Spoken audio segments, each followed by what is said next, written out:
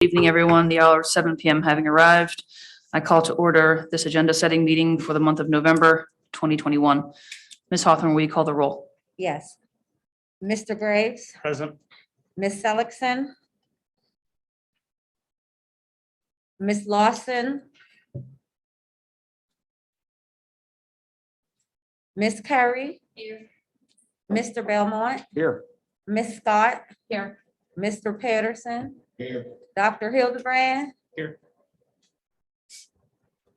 Ms. Glasser. Present. Okay. Please stand for the Pledge of Allegiance. I pledge allegiance to the flag of the United States of America and to the republic for which it stands, one nation, under God, indivisible, with liberty and justice for all.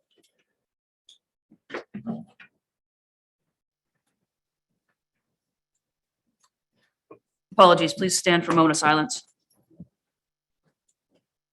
We express our condolences to family, friends, and former co-workers of Aaron Foley Johnson, a former teacher in the district who passed away on Tuesday, October 26th.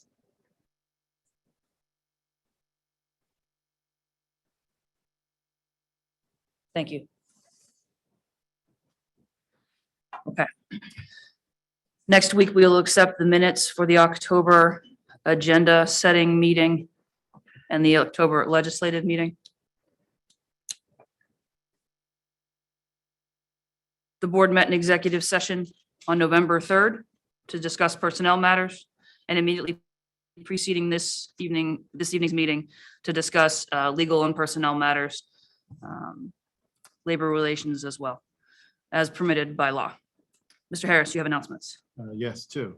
The Woodland Hills School District, in collaboration with the Pittsburgh Black Equity Coalition, will hold a holiday health fair Saturday, December 11th, here at the admin building, Fairless, from 10 a.m. to 2 p.m. So please go to our website and check out the information. Once again, it's a health fair between 10 a.m. and 2 p.m. Saturday, December 11th. Also, there was an announcement made over the last couple of days and this evening about the mask mandates.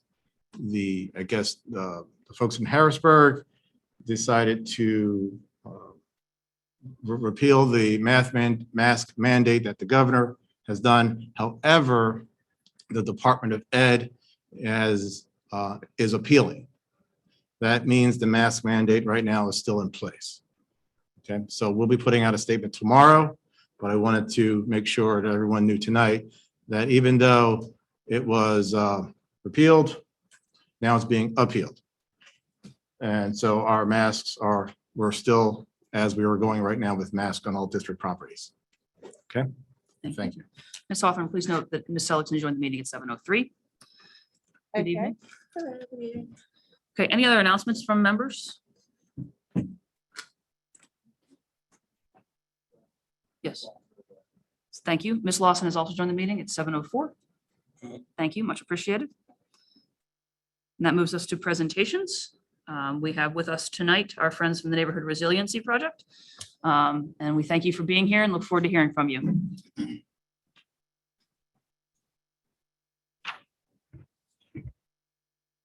Thank you.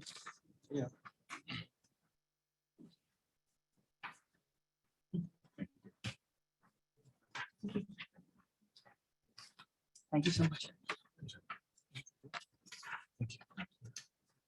Thank you very much. Thank you.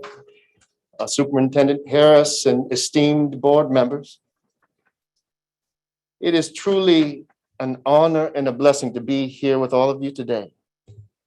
I want to say that I am deeply humbled by your leadership, and that by your leadership, which I have been privileged to watch from a distance, you have inspired me to be a better man. I am honored to be with you here this evening. My name is Father Paul Abernathy. I am the Chief Executive Officer of the Neighborhood Resilience Project. I have with me Dan Emmerich and Reverend Jeffrey Tate, who are also part of our trauma response team. And we've come before you tonight to seek your blessing. Be assured we have a deep love for your community. We have built fond relationships with many over the years since we have been doing this work. Our mission is trauma-informed community development. And specifically as it relates to our presentation tonight, in 2017, we were commissioned by the Allegheny County Health Department to establish a trauma response team to respond to homicides as a result of gun violence in our community. We have, as a result of that work, spent many days here and have, as I had mentioned earlier, built many relationships here. Clearly, we have been impressed and touched by the leadership and quality and character of the people here in this community. Recently, we were awarded a partnership with the Justice Department, specifically the Office of Juvenile Justice, in seeking to create a trauma-informed attempt to disrupt the cycle of violence in our community. This partnership with the Justice Department is really built on this premise that so much of the violence in our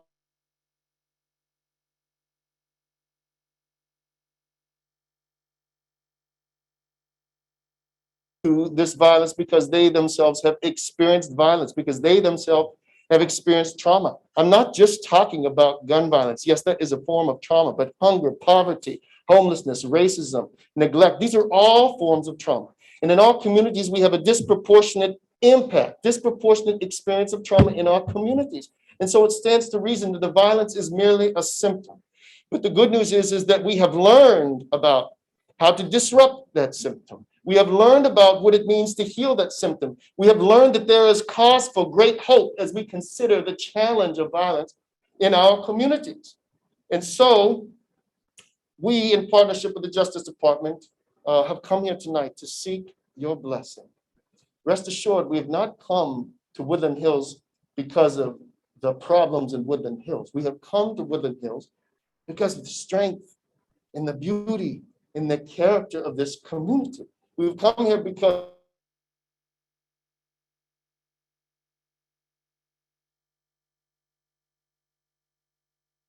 yes, the students here. Even just yesterday, we had an opportunity to be with some students in partnership with the Pittsburgh Steelers, who I am very thankful to say have stepped forward to partner with us on this particular initiative.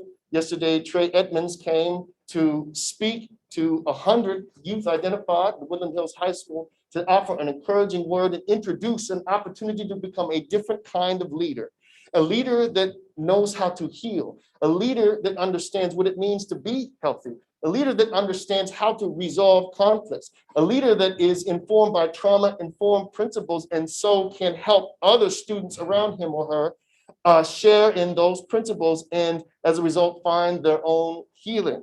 So we're blessed with these partnerships.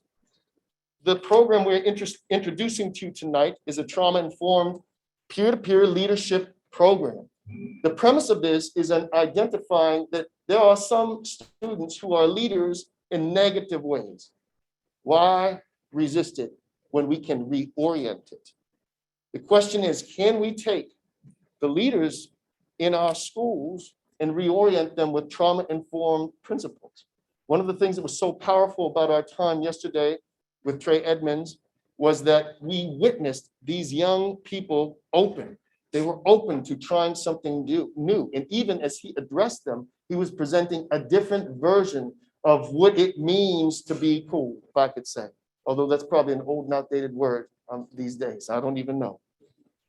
But to identify these leaders and reorient them in trauma-informed principles, teaching them how to sow the seeds of healing among their peer groups.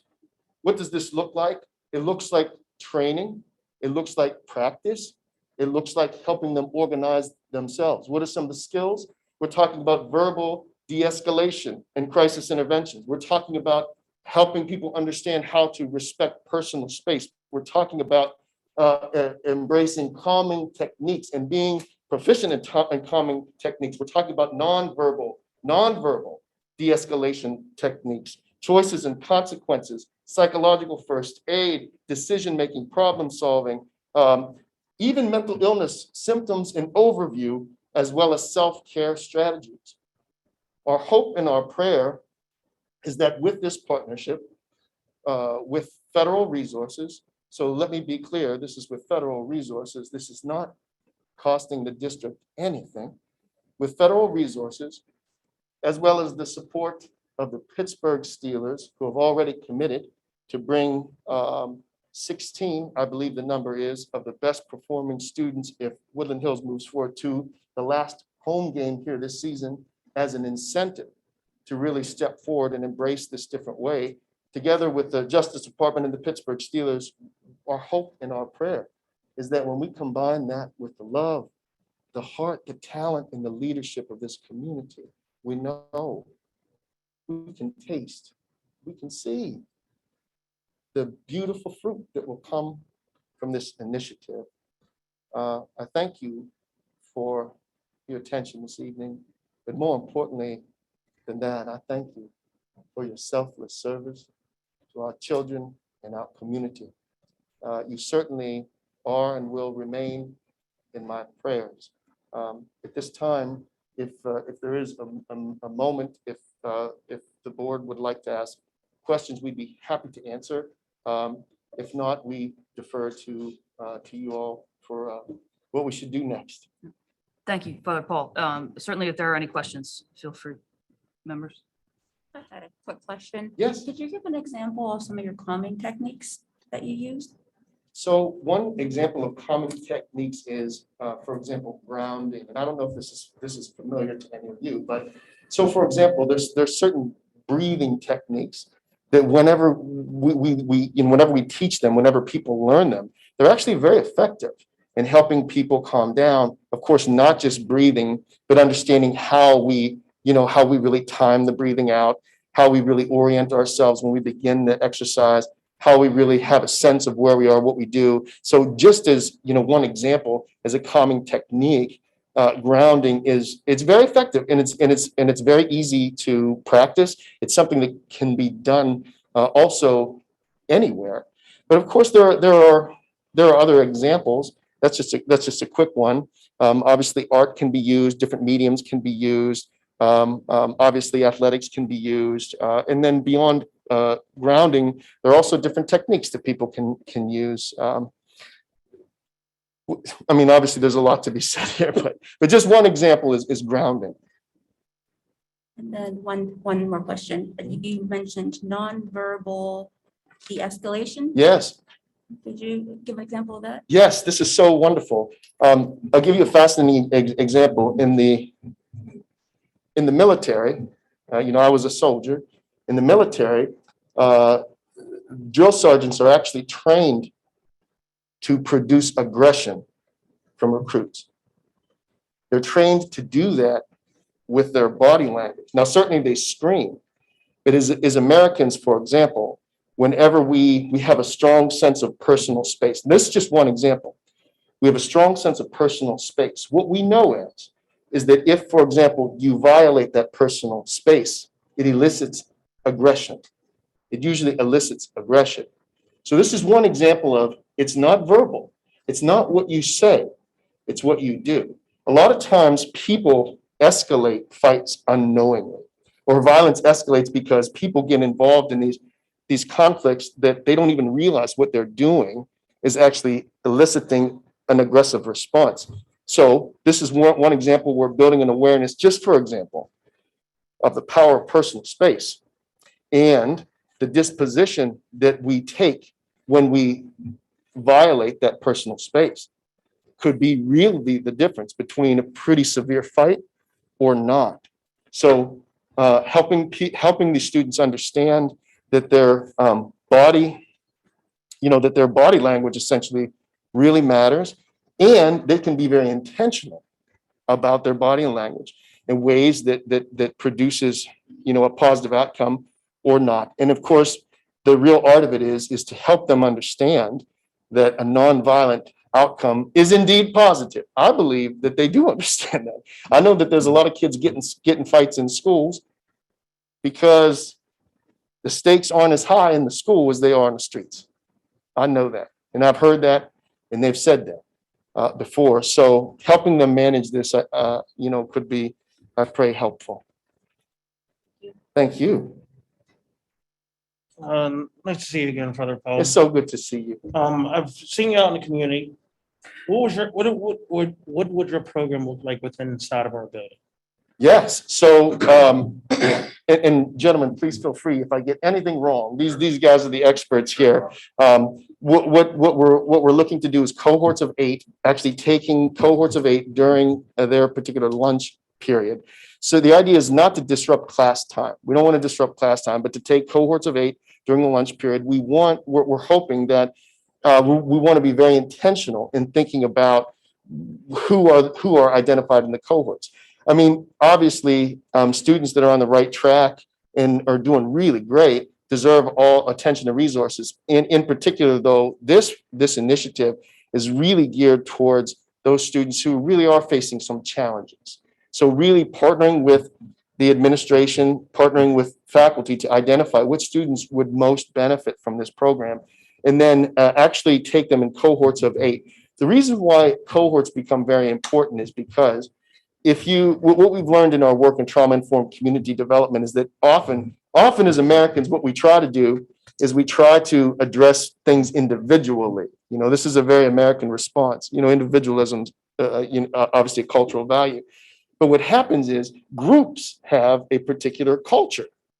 And the challenge is that if you take an individual, but you're asking him to go actually against the culture of his group, it usually will not be successful. What do I mean by culture? You know, when you walk up the stairs in America, you know what side you walk up on? The right side. It's no law, but if you walk up on the left side, people are like, what is wrong with you? Or dare I say, if you go to church and someone sits in your pew, I know Jesus never said it, but somehow, you know, people have an internal reaction. So these are examples of culture. If there's a disproportionate experience of trauma among a peer group, what happens is there are cultural norms that are unhealthy. So when we have individual interventions, what we unknowingly are asking these students to do is actually go against the culture of their group. And that's where we sometimes have not the impact that we could have. So we want to engage cohorts. This is where we want to leverage the science around social networks. That is to say, that when we engage social networks, a lot of times we can be very effective. It can be a more effective way in actually facilitating a culture change. Socially, what are some examples of culture change? Like recycling. No one recycled 30 years ago. Now there's some places where that's a big thing. Smoking indoors.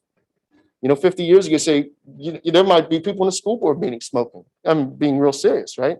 But these are examples of culture change. So we want to produce that on a micro level. That's why we want to engage cohorts. And then we want to take these cohorts through, certainly there's curriculum. Okay, so there is curriculum, but it's very interactive, as well as we want to give them a chance to practice among themselves the things that they're learning. And it culminates in a planning process that we've learned from the World Health Organization called a consultative workshop, where they can actually come together and formulate, using what they've learned, essentially a strategic plan that asks the question, how do we change the culture of our peer group to one of health and well-being?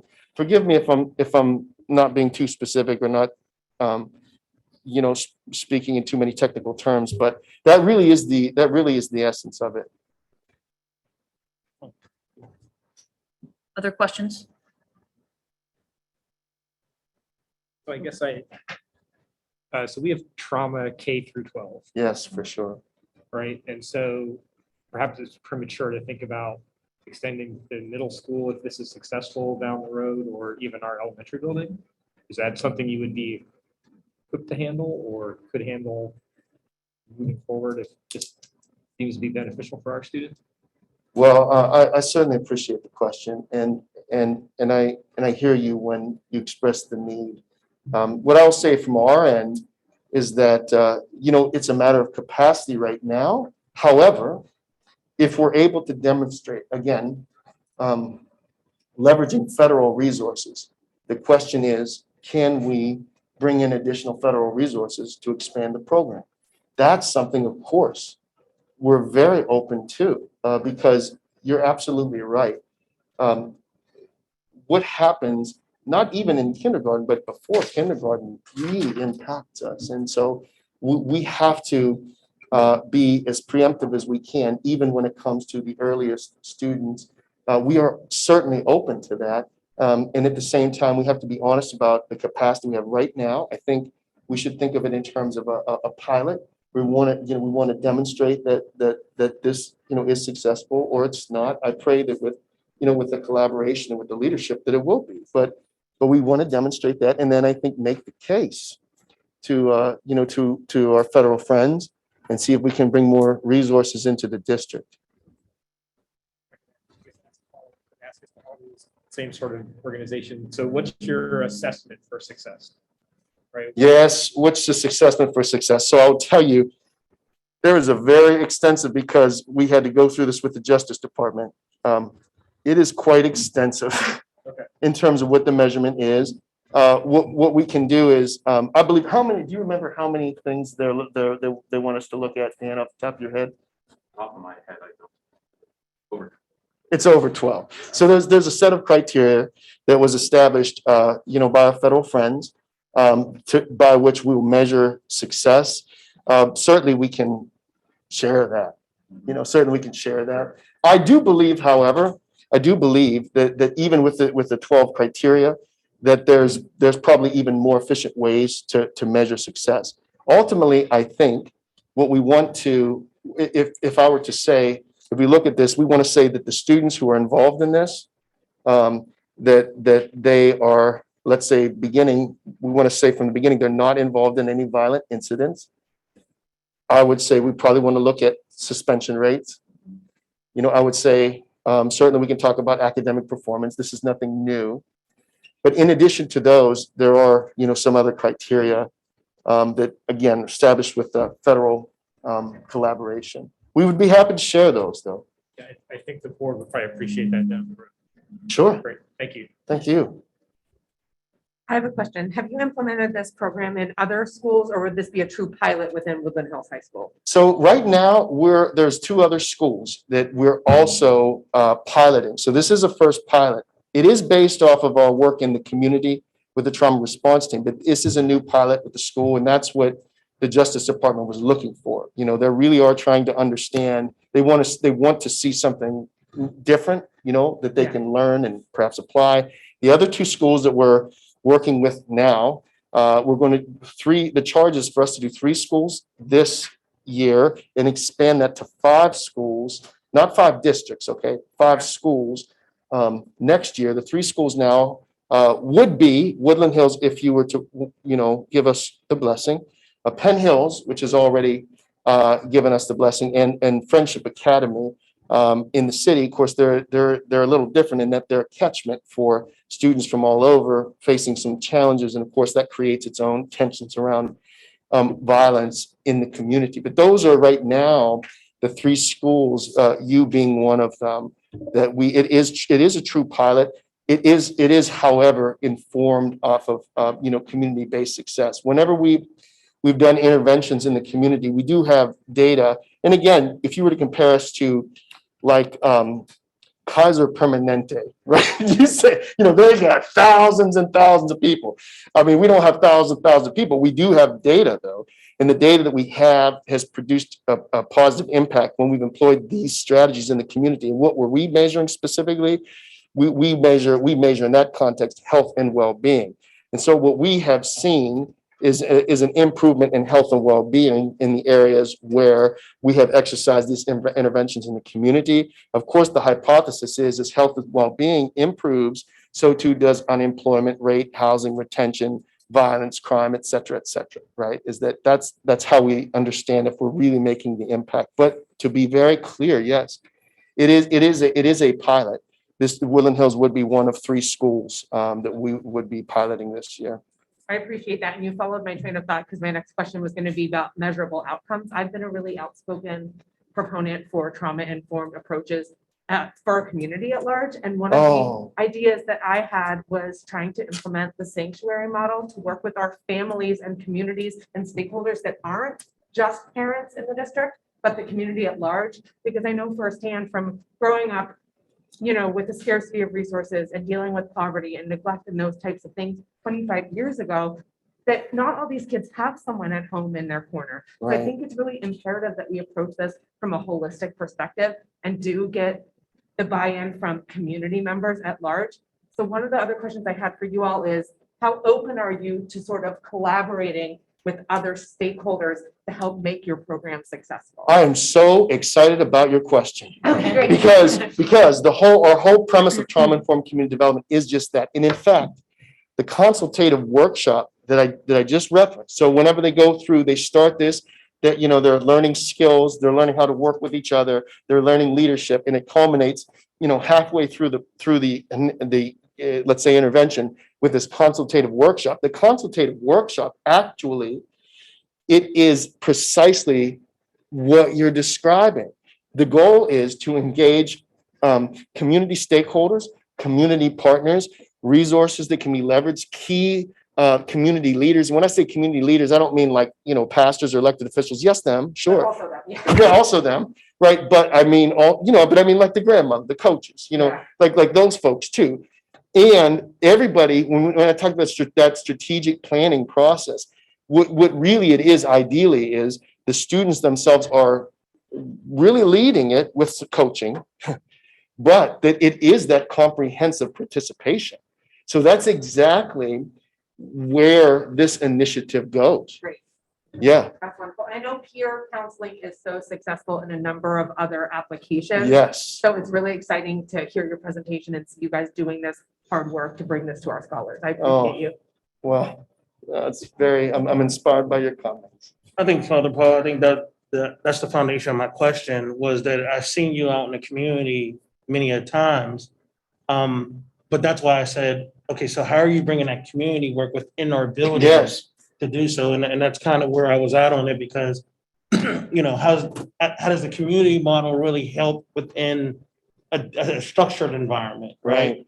So that's kind of where I was going with. Thank you for clearing that up and talking about that. It's more of a pilot. It is something different than what I'm used to you usually doing. Right. And it's, I guess it's more focused on a group of individuals, where in the community, I know you're there to help everybody.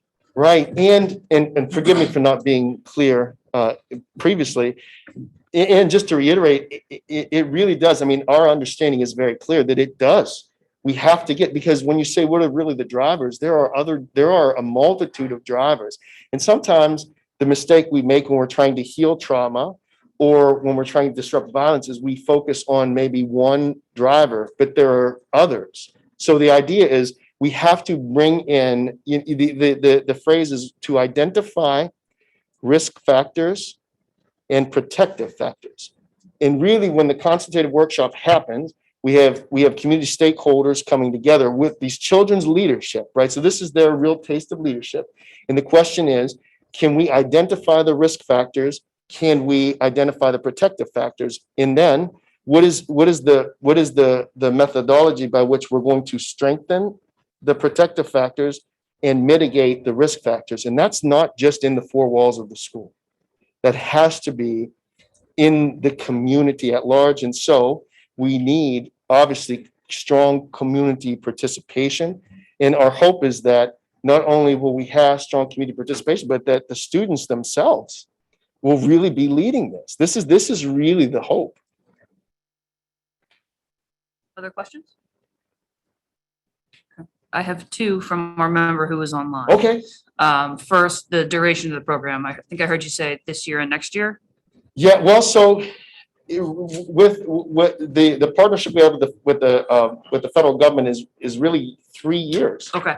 Yeah, so we're really looking at 3 years. So this year would be, obviously the launch. And like any other pilot, we should really measure our expectations, right? Because there's a learning curve. But then year 2 and year 3 is when, we hope and we pray it gets even more robust. But it is a 3-year commitment. So this would be year 1, next year would be year 2, the following year would be year 3. Okay, thank you. Mhm. And the second question is, you mentioned earlier using athletics as a de-escalation technique.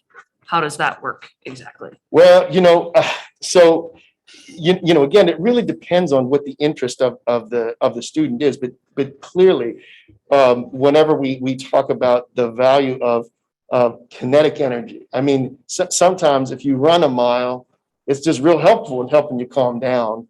Or if you're able to learn even in a more disciplined way how to how to really focus negative energy towards a positive end. And of course, athletics presents many opportunities really to do that. I think that if we look at the consultative workshop that we would have, and if there is, people who have an interest in it, people who are coaches, people who are, have any involvement in athletics, when they participate in that, the question then becomes, can we really infuse our athletic programs with trauma-informed principles? That's really the question, because whenever we're able to do that, you really do hit a sweet spot. Again, the Steelers, who, they demonstrated their commitment by coming out yesterday to Woodland Hills. They are really asking the question, how can they also be more supportive in this way? There's in my mind, there's room for creativity. I don't want to say that, that everything is, this is, I truly believe whenever you have these things that are laid out truly to the T, sometimes they miss certain things in community that could be very advantageous. What we have is we have the plan and curriculum, but we also have, it's a framework. There's this freedom within which we have to be creative. And if we have, partners with the NFL, the question is, how can we leverage that, combined with, people from athletics who are going to be involved? The key is we would have to have folks from, with athletic backgrounds, here in the district who would be really willing to participate in this. But athletic programs infused with trauma-informed principles is a very powerful combination. Excellent. We'll make sure that you're in touch with our athletic director, Ms. Frankie, and get that all squared away. If it has not already happened, we will make sure that happens. Okay, other questions? Yes, Ms. Patterson. How long is the curriculum? So the curriculum is it's really meant to last the duration of a school year. Now, I'll say that what we really have to look at is, it's already November now. So, this is where we talk about year one. We have to be really measured. In its ideal state, it's 32 weeks. 32 weeks. Yeah. Yeah. Mhm. And how big is your team that you work with? Yeah, so we have two on the team right now, and God willing, we're adding a third team member in the next couple weeks. So we have a team of 3 that and again, it's not exclusively to Woodland Hills. I want to be also very clear with that. There's 2 other two other schools that we're dealing with, and and of course we haven't stepped away from our community work. It's not that everybody's doing everything. But the trauma response team, we God willing, so we'll have 3 staff members on the trauma response team. What we want to make sure is that of the 3 staff members that we have, we'll have 1 that's able to be really fully dedicated, to the initiative. That's really the objective, and that the other 2 can support the one who's assigned, here at Woodland Hills to do that work. We believe that that's sufficient capacity. And of course, we're open to learning. Other questions? Thank you very much. Appreciate you being here. We appreciate the presentation and the details about the work. So thank you very, very much. Thank you all so very much. Thank you. So moving forward, is there an item that eventually we're gonna have to approve or? Yeah, so that's a question for Ms. Golden. Will we need to take action on this as a board, Ms. Golden? Is that something you're asking for at this point?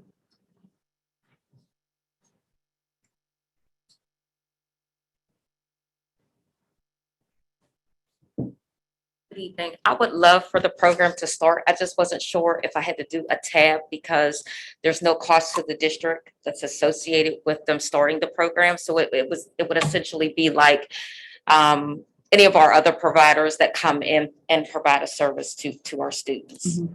So Historically, we have not taken a formal action on no cost items. Right. Correct. that's correct. So we don't need to do Okay. that, I don't Okay. believe. Okay, So, that's what I thought. Okay, thank you. okay. Thank you. Okay, that moves us to registered speakers. Brittany Smith. Thank you for being here. You have 2 minutes to speak. Please give your name and place of residence before your remarks, and we I have my own title too, because I'm much extra, okay? appreciate My you name being is here. Brittany Smith, and if you aren't familiar with me, you will be familiar with me, okay? So we're starting.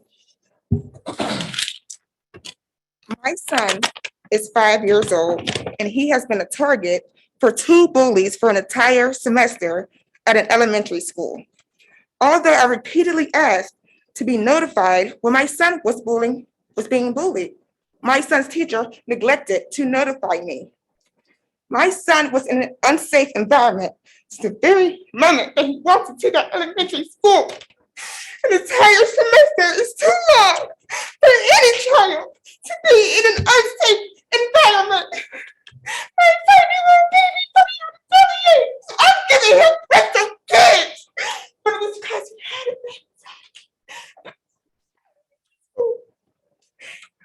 So I'm here to tell my son's story today. He was anxious to first face both of his bullies. So going back to Dr. Hilbrand about the elementary kids, it's time for y'all to start focusing on them. The school neglected my son. The school has called it a miscommunication. I call it dismissing my concerns, because when you have a parent who's reaching out to you for an entire semester, and you're not calling me to let me know that my baby's being bullied so he can come home and be comforted by his mother for an entire semester, that's neglect. The school calls it a mistake. That's negligence. There is now a plan in place for my child. My child has a new teacher.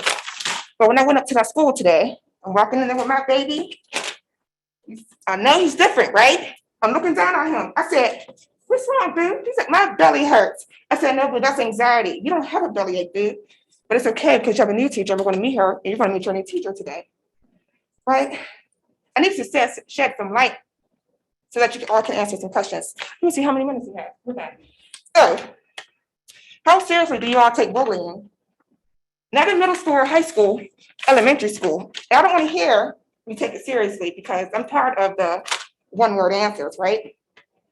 Understand that these are children, but you all are forgetting about the victims of the bully.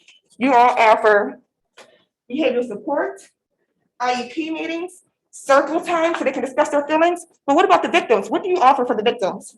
Who wants to answer? Ms. Smith, I apologize. We can't answer questions right now. Okay, that's fine. As I indicated to you when we spoke on the phone, please feel free to email me questions. We'll get answers to those. Parents need to fill out these bully report forms because you are neglected to offer that to me. I had to find out from a principal in another state how to get help. So parents need to start filling out these bully report forms that you are supposed to offer that I was never offered. So parents need to start filling those out, protecting their kids, because you guys aren't doing it. You neglected my son for an entire semester. So I'm here to tell his story of how y'all didn't care, but a 5-year-old little boy has anxiety. You didn't offer my son counseling, but you're offering the bullies everything. But what about the victims? What about my son who now has anxiety? But since you guys didn't offer counseling, it's okay because I'm going to take my son to see a counselor, right? So I need them to diagnose him with anxiety. I had to call his PCP because I can't find a therapist for my son because they don't have therapists for 5 years old. I got to take him to his doctor. So I'm here today to speak for all the kids in this Woodland Hills School District. There is a bullying problem and y'all need to address it. Because I don't want the next kids coming into these elementary schools be in an unsafe environment. Why should a 5-year-old have anxiety? Let me tell you why they shouldn't. Because they don't know the difference between a bellyache and knots in your stomach. Because I'm an anxious person. So I know what those nuts feel like. And that's what my 5-year-old kindergartner was feeling. And y'all didn't do anything about it from the top down. Y'all are going to hear me today. Because it's time for a change with these kids. I suffered in silence for 28 years. I'm 28. And I'm walking out that door. You're going to hear me. When I was growing up, I didn't have a voice. I didn't have people speaking for me. So I'm going to be my son's voice. And y'all thought I was going to stop at the plan, right? And then switching the teacher, because now I will always be a mother first and be a voice for my children. And I'm going to be a voice for all the kids.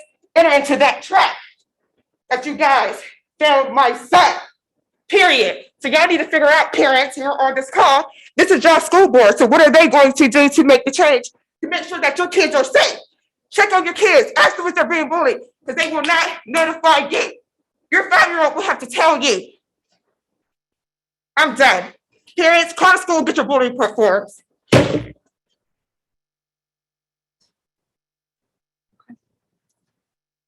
That moves us to board matters. 2.1.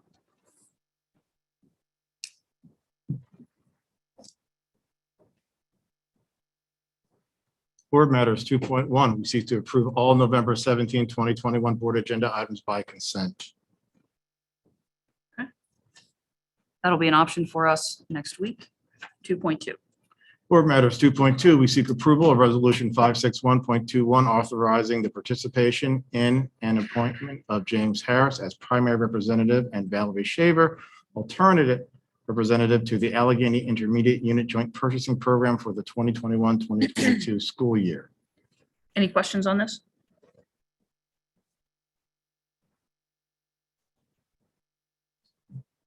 Okay, hearing none. 2.3. Board matters 2.3, we seek approval of the Braddock Carnegie Library annual contribution of $11,000 from General Fund 10. Questions on the Braddock Library contribution? Last month we did CC Miller.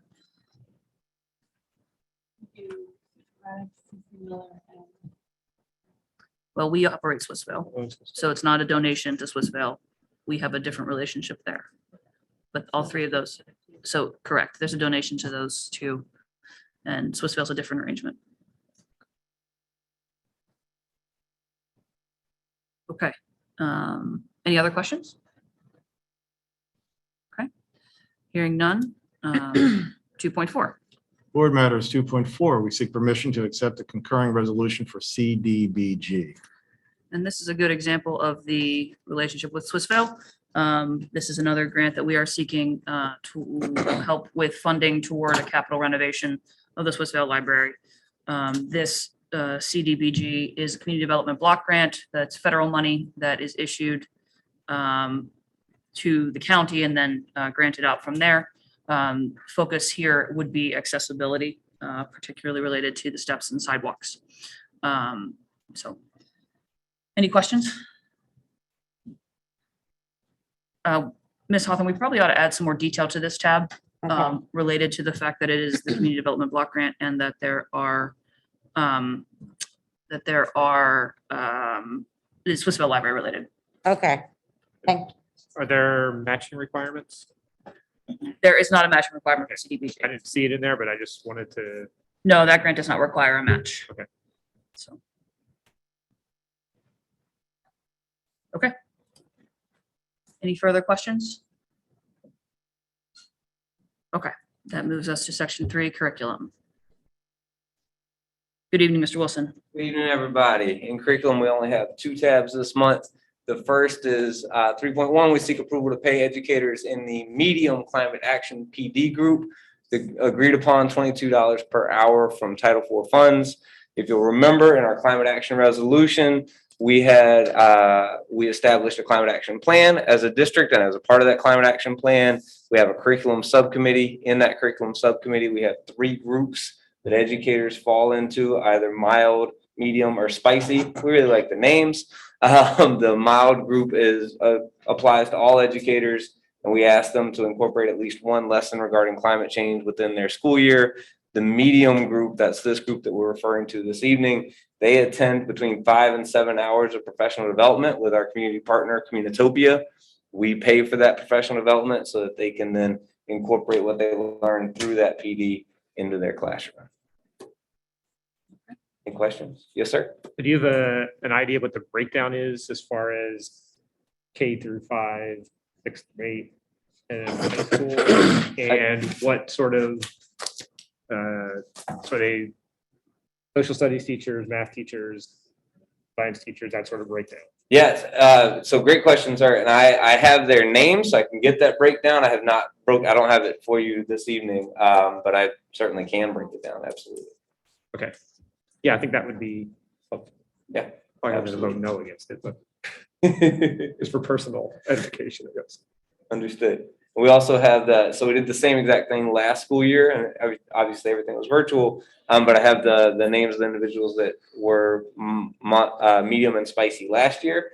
What we like is the fact that most of our educators that were in the medium group are now in the spicy group this year, which is 25 hours of professional development and the creation of a full unit. So we're really excited to continue to build the library and to build the professional skills of educators. But I can give you those breakdowns, absolutely. Thank you. Does anyone? Yes, sir. Any further questions on that? I'm just gonna put in a plug. I had the opportunity last year to sit in on the Spicy Group presentations of their curriculum plans. Extremely interesting. They did a great job, fantastic presentations, and really worthwhile to spend an hour or so listening to that in the spring if you have a chance. Absolutely. Thank you. Yeah, so. For tab 3.2, we have that we seek approval to begin after-school tutoring at our 3 pre-K to 5 academies to be funded through the ESSER 2 funds. This is, as you remember, we approved the tutors at Dixon and the high school last month, worked with principals throughout the last month to ensure that we could offer the same level of services at our elementary schools. You'll remember that one of the concerns we had from both Dixon and the high school was the ability to staff tutoring programs. And that was why we waited an additional month to ensure that principals could have the flexibility to think outside of the box in terms of what tutoring might look like. So we've worked with Dr. Livingston, Ms. Klein, and Ms. Mann to talk about what tutoring might look like that's not the standard or the traditional, you stay from 4 to 6, you get a snack, you go home on the bus. We've talked a lot about the potential for educators to be able to tutor virtually from home. So scholars use the transportation that is currently established, because as you'll remember, transportation was also a major factor with that time of the evening. And so we've talked about virtual tutoring. We've talked about scholars being able to go home and then log back in for educators that have remained in the building. We've talked about potential for students that are already a part of our before and after care taking part in some of the tutoring. So I've worded the tab in such a way that principals have more autonomy to structure their tutoring, as long as we know exactly which scholars are being served. So we have rosters and which hours educators are working, so that we can ensure that the time is being used effectively and efficiently. But that is the proposal for this month.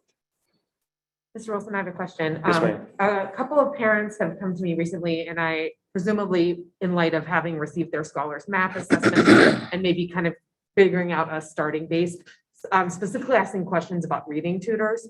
And the parents who've reached out to me tend to be like K through 2nd. And I know, obviously, nationally, we have a lot of concerns about learning loss with last year's virtual learning. How will the scholars who are able to take place in the tutoring program being identified? Is it by their teachers or by parent opt-in or both? So for this particular program, for the after-school tutoring that we're proposing, it would be by parent opt-in. Okay. Assuming that we have enough staff to accommodate any scholar that wants tutoring should be able to get the tutoring. It is possible that we are not able to staff at a small group ratio, and at that point we would need to prioritize, and I would look to the principals to find out how to do so. But we are hopeful that by allowing this out of the box thought process, that we'll be able to staff as many educators as necessary to fulfill the needs to keep tutoring groups in small numbers, but then allow for any parents and any scholars that want to take advantage of the program to be able to do so.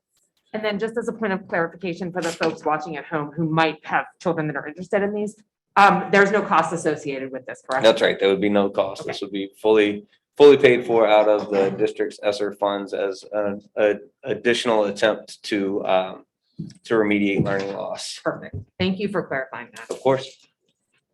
Other questions for Mr. Wilson? Okay. Thank you, sir. Thank you. That moves us to personnel. Ms. Boyd? Good evening. Good evening. Personnel, 6.1. Section A, authorization for leaves. Section B, authorization for retirement and resignation. Section C, authorization to hire professional staff. Section D, authorization to hire non-professional staff. Section F, authorization for EDR mentor actions. And Section G, authorization for miscellaneous. Questions on this? Okay, hearing none. Moves us to 6.2. 6.2. We seek approval to contract with Kelly Educational Services, KES, to provide substitute staff for the Woodland Hills School District through June 30th, 2022. Questions on this? Are we already contracted with them? Yes, sir, we are. As you may recall, over the summer, we submitted an RFP for new substitute services. We did have a contract in place with the previous substitute provider, but they withdrew. So with that, we have to renew the RFP with Kelly Service to June 30th. Gotcha. Other questions? It would be a continuation of the previous contract, or Yes, it is a continuation. I just want to make sure, because there's not one attached. It's still under solicitor review. It states it under relevant facts. Yeah. As soon as we Okay. have that back, it will be posted. So we expect to have that document for next week. Hopefully by the end of this week. Okay, super. Thank you. You're welcome. Other questions? Okay. Thank you, Ms. Boyd. Can I please just make mention here? I just confirmed a little while ago that we will be hosting a recruiting effort with Kelly Service this coming Tuesday, November 16th here at the Woodland Hills Administration Building from 9 a.m. to 12 here in the boardroom. So that's for community members online or parents or anyone interested in substituting for our district. Please spread the word far and wide. It will be on our website and all of our social media platforms. Excellent. Thank you. Thank you. Okay, that moves us to building and grounds. I believe Mr. Finney is absent this evening. Mr. Harris? So I'll be doing building and grounds. Buildings and grounds 10.1, we seek approval to enter into a planned maintenance agreement with Penn Power Systems. PA CoStar's contract number 008-291 for maintenance of emergency generators for all Woodland Hills School District buildings for the period beginning 11/18/2021 to 10/31/2022 in the amount of $4,175 per year to be paid from General Fund 10. If you go to the attachment, this is an annual agreement and the attachment is there. Any questions? Okay, hearing none. 10.2. Okay, buildings and grounds 10.2, we seek permission to advertise for an RFP, request for proposal for personal protective equipment. Any questions? Okay. Hearing none. 10.3. Okay, buildings and grounds 10.3, we seek approval to accept the proposal from Bay View Industries doing business as Surface Works, care of Pennsylvania Business Partners, PA State Contract number 4400016662, expires 4/30/2022, to provide Surface Works furniture for miscellaneous areas at Woodland Hills High School as per the attached equipment details in the amount of $5,973.60 to be paid from Capital Project Fund 39. The proposal and the attachment are, they're attached, so if you'd like to look at them. Questions on that? Okay, yeah, I'm confused by this. So if I'm reading this right, they're actually charging us what they should have charged us before? Because they only charged $1 for these items or something, or am I missing something? Are these new items that?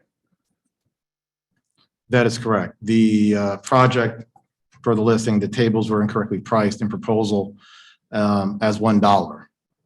They were deleted and the proposals were corrected. So this was already approved, but their proposal was incorrect. So part of me wants to say, why is that our problem? Well, this is similar to the other one that we did Yeah. last month where they didn't charge the, I think it was the delivery fee. Was that dollar like a placeholder or was it just a mistake? I believe it's just a placeholder.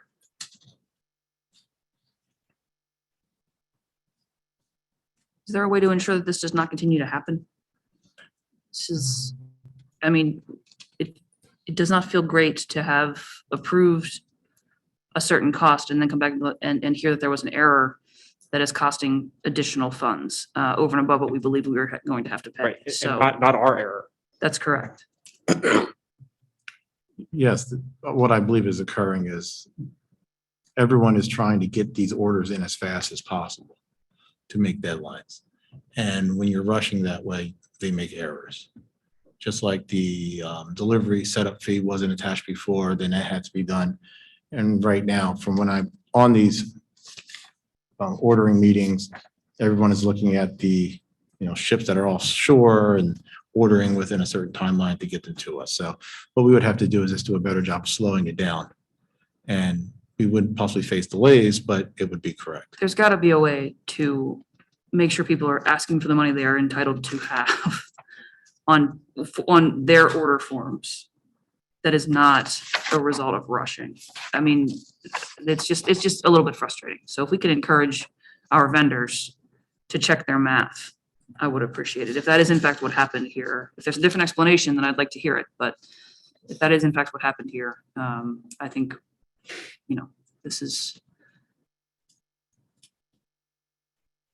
it's frustrating a couple of months in a row. So that's not your tab, but how much do we have left in concessions? Because at this rate, we're not going to have any more money to approve the bond. I mean, it's only $5,000, but aren't we really close? We're getting Contingencies, yeah. I'm not- Contingencies from the bond. I can tell you what we have in the cash account, the bond account right now is a little over $4 million. And I know the last we touched with Site Logic, there was about 3 million that was still to be paid for our contractors. I met with David Caparoso about the furniture and I'm still kind of waiting for him to find out where are we? How much more do we have to order? So it's, right now, we're getting pretty close. Can you get that nailed down, Val? Yeah, I'm trying to. Yeah. You had I asked mean, me that, so. The firmer those numbers can be, the better off we're gonna be. And so I don't want to ask you to speculate too much here because I don't think that's necessarily helpful and I don't want to create a sense of angst where there may not need to be angst, but I think what it all boils down to, we only have so much money left. that's right. So that's right. that's So- where I'm starting and then I'm like, what else do we have left to pay? But as we're getting into these last, it's important for us to have accurate numbers. So instead of asking you to recall off the top of your head right now, let's get some documentation in the next couple of days so that we can look at that. Is that okay, Ms. Alexander? Is that Fine. okay? Sorry, I recall it being a lot less than that. Like we wasn't close to $1 million. It was like $300,000 or $200,000, which is. In contingency, Yeah. you're right. Yeah. But this is not contingency stuff. This is furniture budget stuff. Which we're still depleting. Right. Oh, for sure. I mean, right. So you're right. It's to some degree it's semantic, right? But I think what we need to In all understand- accounts, we're very low. That's right. That sums The it up. capital money is going quickly. Let's figure out where we are, I think Yeah. is the answer, right? Yes, thank you. Okay. Yeah, but I think too, Ms. Glasser, as you said, if we can't get proper proposals for what we're getting, it Well, really doesn't matter because we're kind of just shooting in the dark and yeah. then we're getting hit by, a fee later on. Well, and if the capital fund is, if we get these after the capital fund is exhausted, it's a very different conversation about approving them because we wouldn't be able to do that. So it is important that we get accurate pricing from our vendors for that reason as well, to make sure that we're not, gonna be underwater on this thing. So that's extremely important. So, other questions? Okay. Hearing none. 10.4. Okay. Buildings and Grounds, 10.4, we seek approval to enter into a 5-year contracting service agreement with Automated Logic for Dixon STEAM Academy and Woodland Hills High School, starting 1/1/2022 and ending 12/31/2026. The agreement shall automatically renew at each agreement anniversary. Year 1 price, $21,062. Year 2 price, at $21,694. Year 3, $23,015. Year 4, $25,148, and year 5 price $28,304 to be paid from funds 10. This is the system that allows us to control our HVAC systems remotely. Any questions?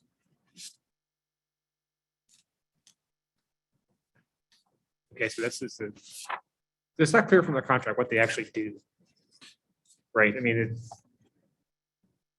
anyway, all right, did we talk about that? Oh, okay, never mind. Okay, because if you read the contract, it says, as per the service agreement, but the service agreement basically just says what they don't do. Right, not actually what they do besides giving us 32 hours of training or something over the course of the year, 4 times or something for the 2 buildings. But, all right, maybe Bob next week can give us a better. Feel free to email questions as Yeah, well. I will do And we that. can be ready for that conversation Yeah, I next was hoping week. he was gonna be here, but if not, I'll email. Yeah. Because the attached contract is not particularly informative. At least I didn't think so.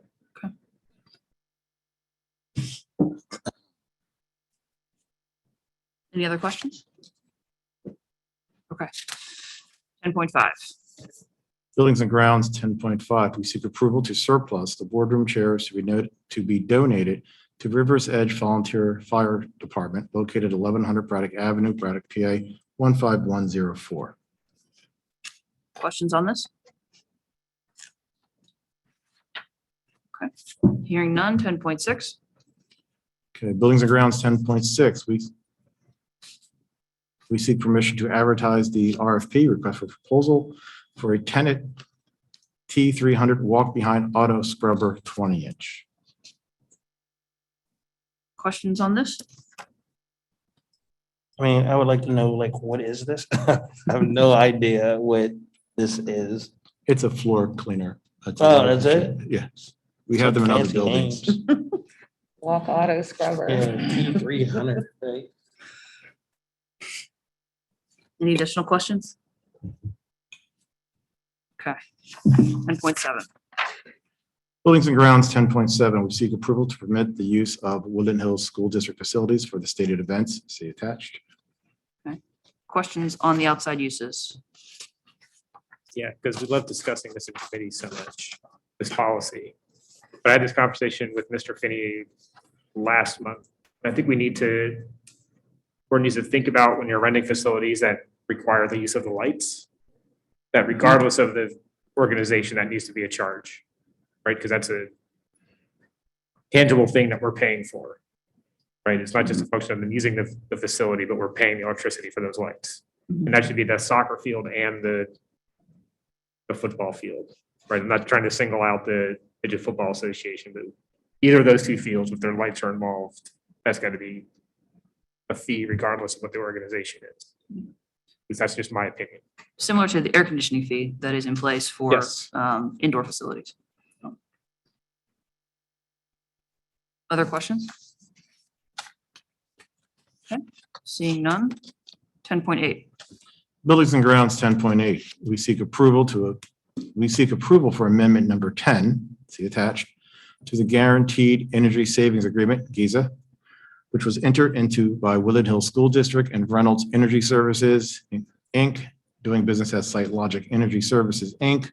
The total cost of this amendment, number 10, is an add of $374,738, and the total revised contract sum shall be 48,000, 48 million. I'm sorry, $48,653,275.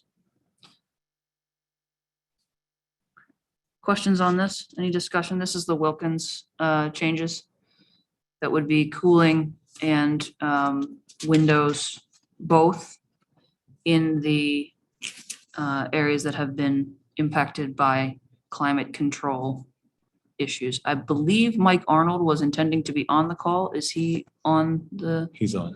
Okay. So we do have Mike if there are questions about this. It covers 13 rooms, installation of condenser on the roof, refrigeration piping, drains, insulation, and new glass area installation of different areas of concern. But Mike's on. So, Okay. Mike. Yeah, this is Mike Arnold, and also Dan Nadoli is on from our firm. We put this proposal together to address the concerns, and it is twofold, as Ms. Glasser indicated. It's a combination of adding cooling to each of those spaces, 13 spaces, as well as replacing the glass with a better treated glass that'll reduce the UV and help the situation in those areas.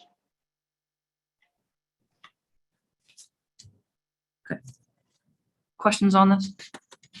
Yeah, my question is more, how are we planning to pay for this? Good question. Because there's nothing indicated in the tab, as far as I Right. can tell. So this will be Yeah. capital funds. I would think that, yeah, because I actually do it as part of like what's available if we utilize Okay, this for that. but I'll go ahead and share a conversation I had with Mr. Wilson today.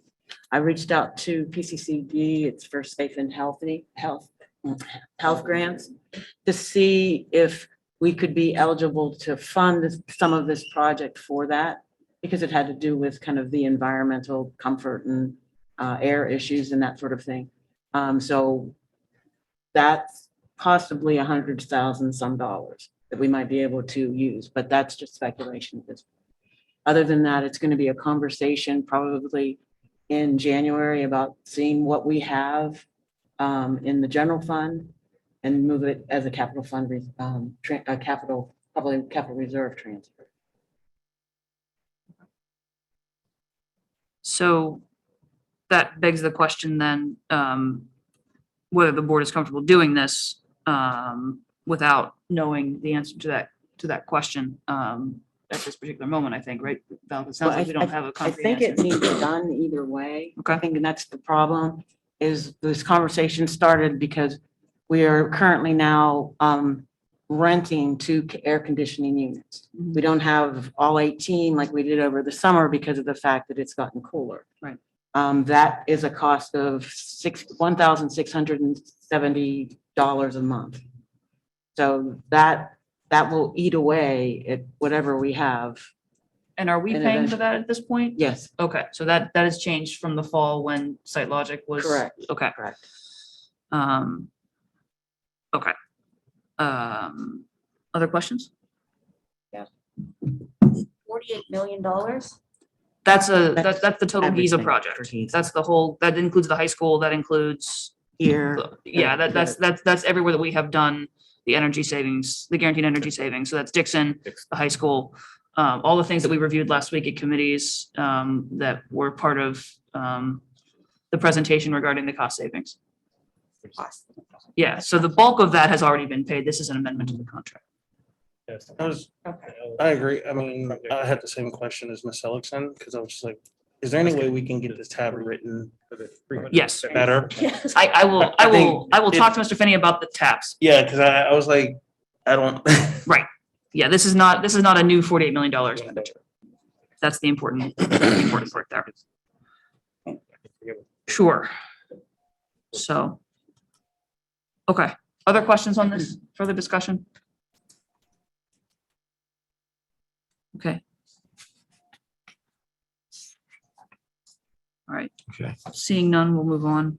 10.9. Okay, Buildings and Grounds, 10.9, we seek approval for amendment number 9 to the Guaranteed Energy Saving Agreement, GESA, which was entered into by Woodland Hills School District and Reynolds Energy Services, Inc., doing business as Site Logic Energy Services, Inc. The total cost of this amendment, number 9, is an add of $39,996, and the total revised contract sum shall be $48,278,537. So just to clarify, since this is number 9 and the previous tab was number 10, that's why this number is lower. Yeah. It's the same contract. Okay. So it's the same, this is the same Giza contract. We're considering in order of the tabs, amendment number 9, subsequent to amendment number 10, which is why that number is bigger in 10.8 than it is in 10.9. Does that make sense to everybody? Is that? Thanks for clarifying. that- Yeah, I was gonna say. Yeah. It's, So this is, to my recollection, Mr. Arnold, feel free to correct me if I'm wrong, but this is work that has already been done through the high school project to add additional outlets, data ports, things of that nature that are electrical and fall under this contract. Yes, during the course of the project, we received requests as we were moving from phase to phase to add data drops. A lot of these were, requests of the occupants of the building, obviously, and we gathered all those as we went from phase to phase and didn't want to go through several amendments and waited until we were at the end and collected all of it. And that's where we are now. We are at the final, final stages. That's the final cost for the data drops. Questions on this? I'm just wondering, well, I guess the change order process would have probably been a little bit more efficient, because then we would have a ongoing total of what's going on instead of having all the work completed And then we're submitted a bill, right? So one of the features of Giza is that there's no change orders. So Oh, the change order process is not an option for the Giza contract. so that's why it's done this way. That's why it's this way. Yeah. Okay. Yeah, if I could add, we do try to carry a total of pending and potential changes as we're discussing the status of the contingency fund each month. So we were tracking this. This is just the formality of it at this point. Okay, thank you. Other questions? Hearing none. 10.10.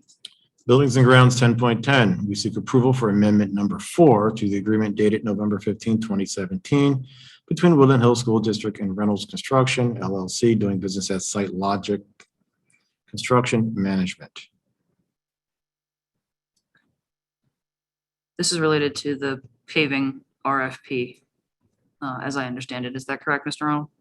Yes, we were asked to do the front end documents, work with the district to get the project ready to go out to bid.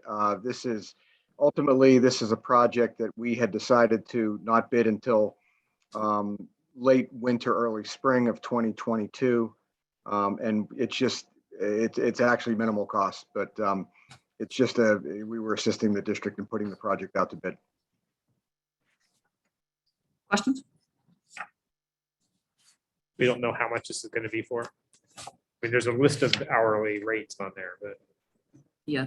Mr. Yeah, Arnold, can you it- hear Dr. Hilbrand? Sorry, go ahead. I did. Yeah, it's going to be less than $5,000. So it's basically pretty well wrapped up until we get to the spring and put it out on the street for bid.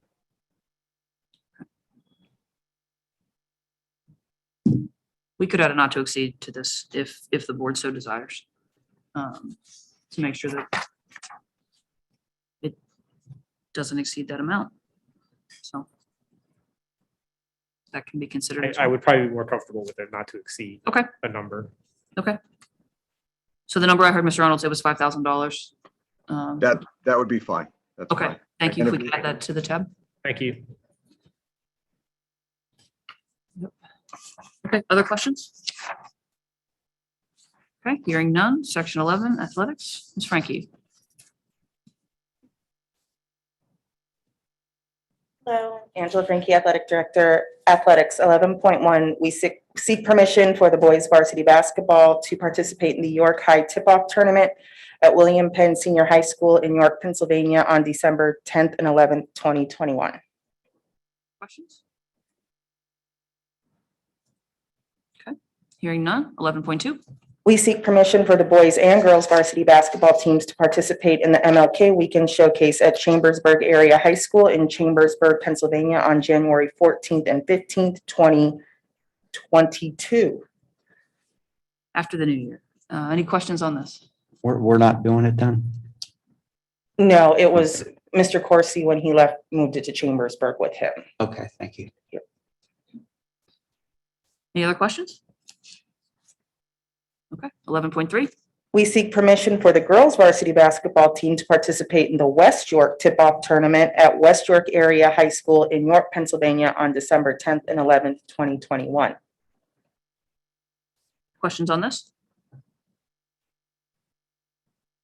Okay, hearing none. 11.4.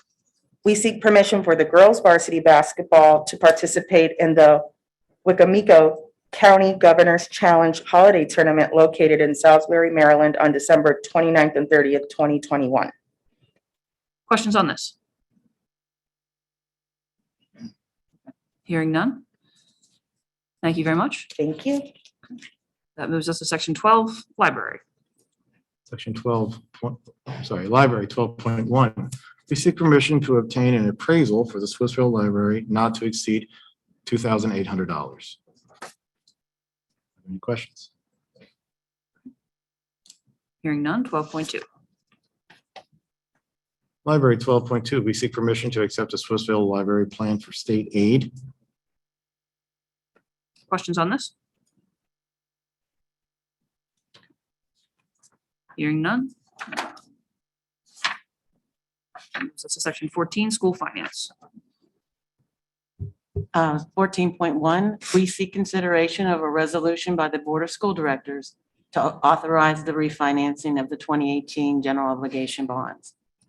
This was an option considered at committee where the resolution which approved wouldn't necessarily hold us to anything unless we could find a vehicle that would actually provide adequate savings financially for our 2018 general obligation bonds. I actually have Mike McKeag here who can answer any questions should the board have any. Questions? We also have Anthony Ditka on the Zoom, I believe. If there are questions that would require his assistance as well.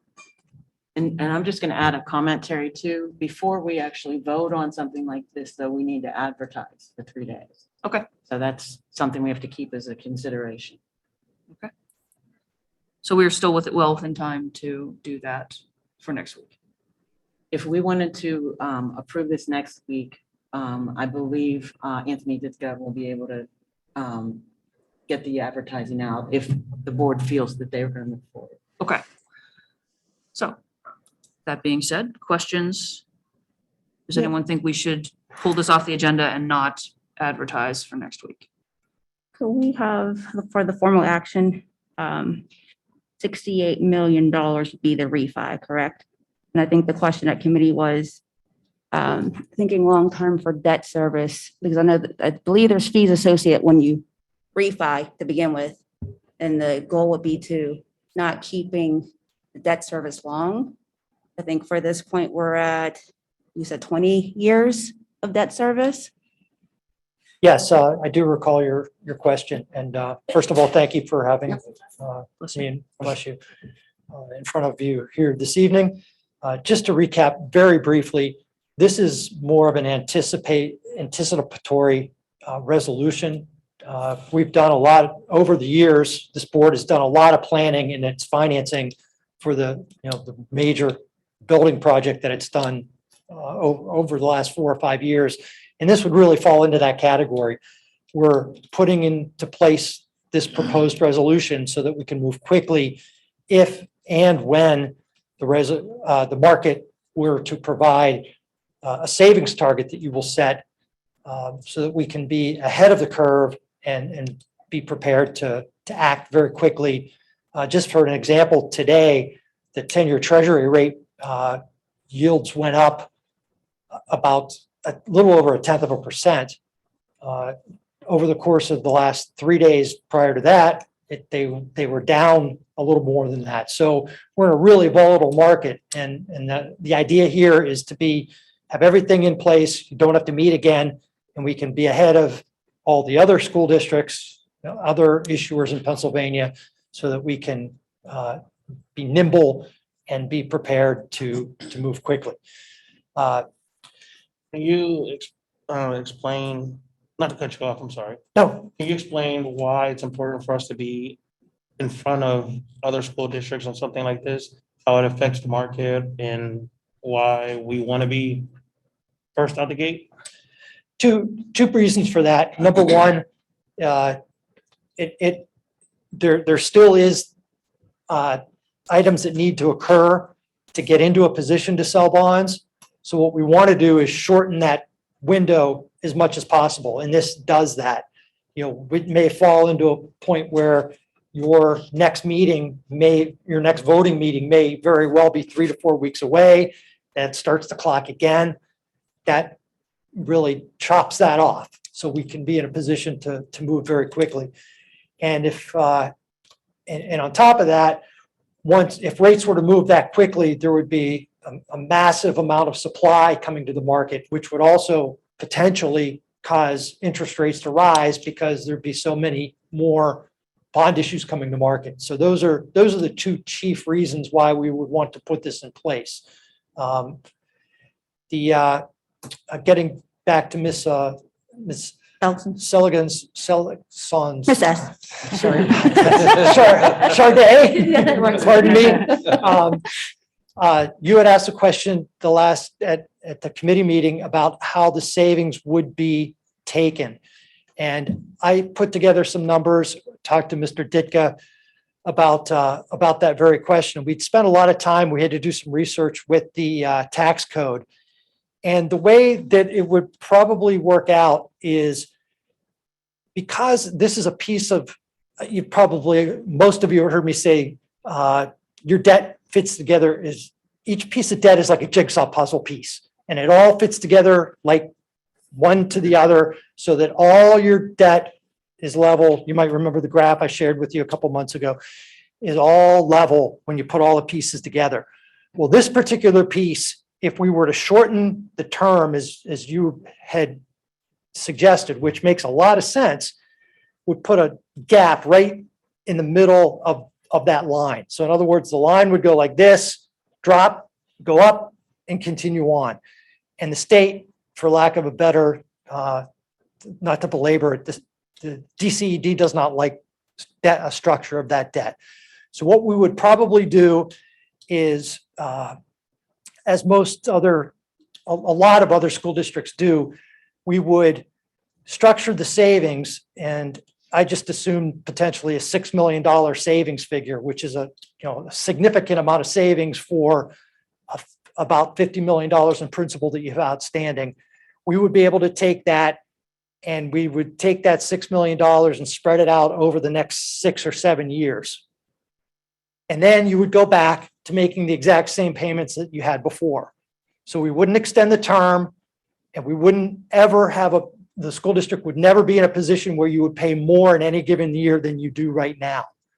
So that's really the structure. Once we did the research on it, is the one that is probably really the one that is going to be passing DCED, who has to approve every Pennsylvania school district's debt issuance. Thank you. Other questions? Do we have to put a target value in?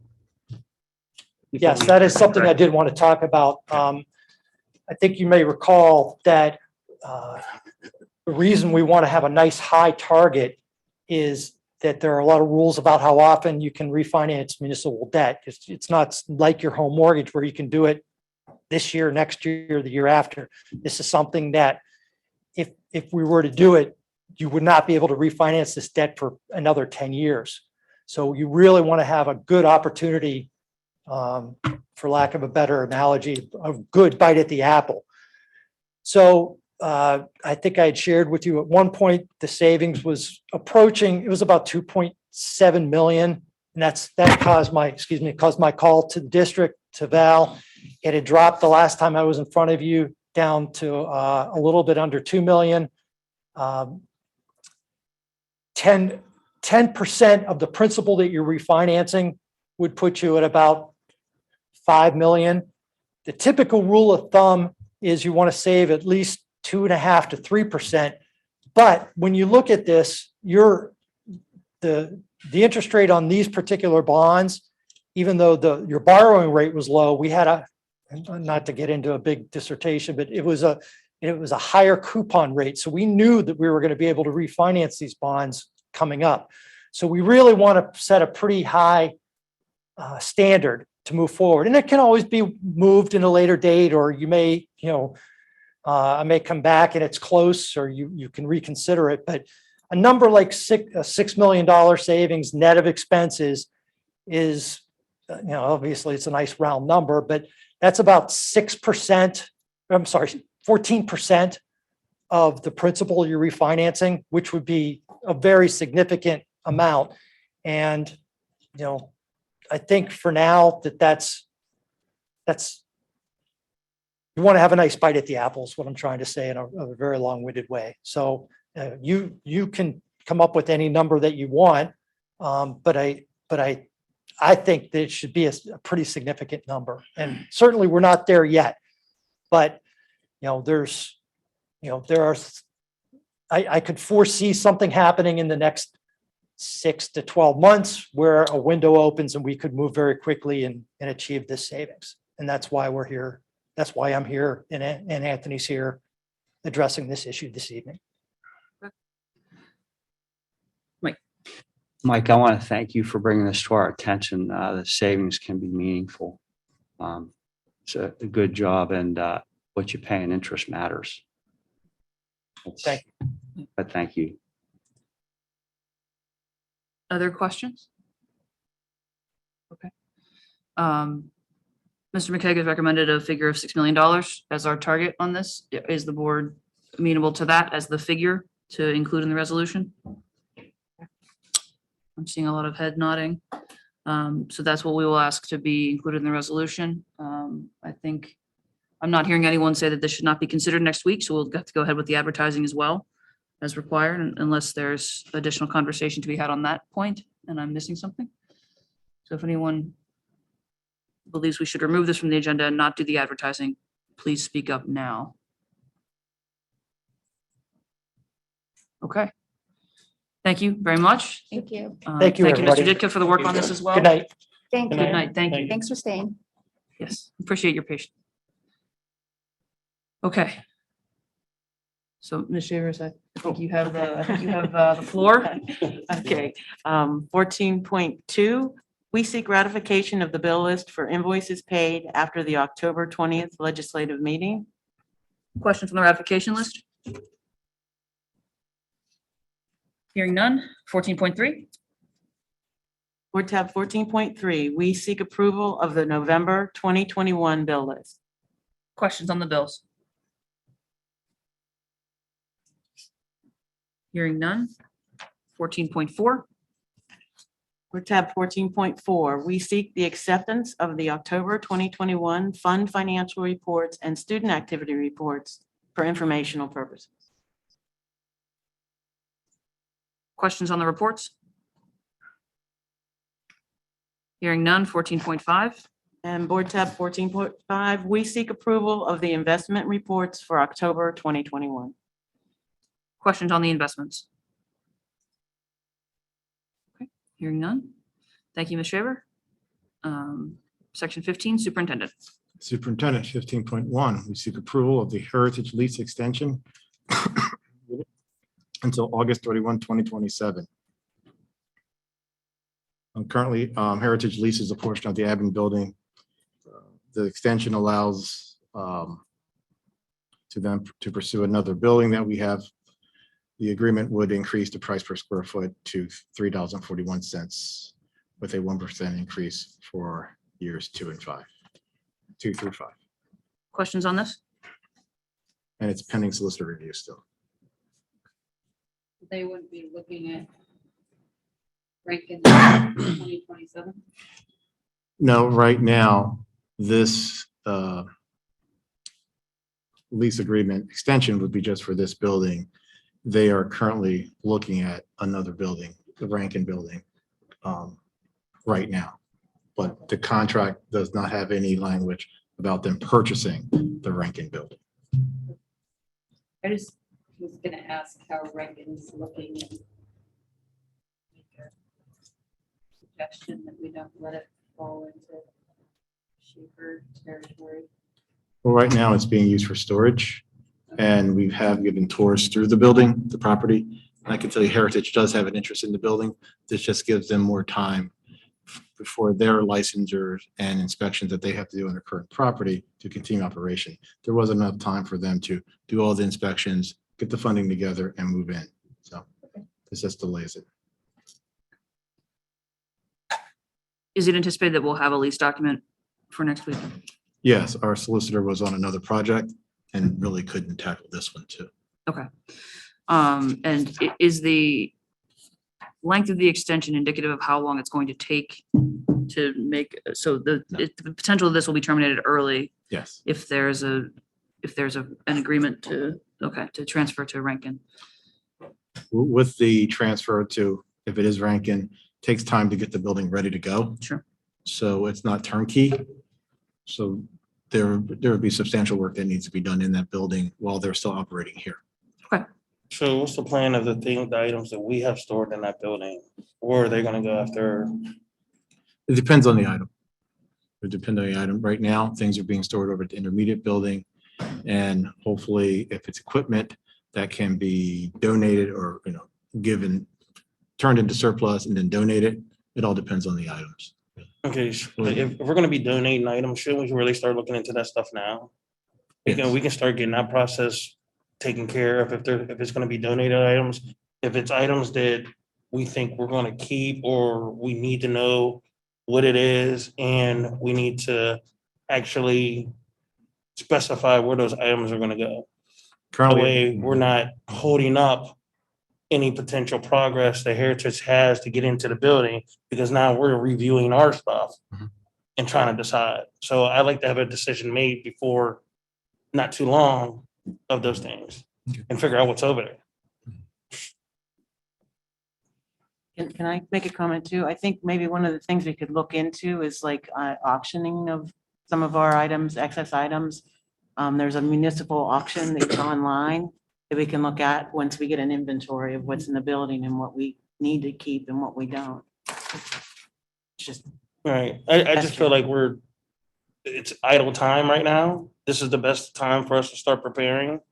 Or, who knows, Heritage may change their mind and it might be somebody else comes, but we shouldn't just sit on this time that we have to really go through this stuff and make a really sound decision on what we're gonna do with these materials. definitely agree.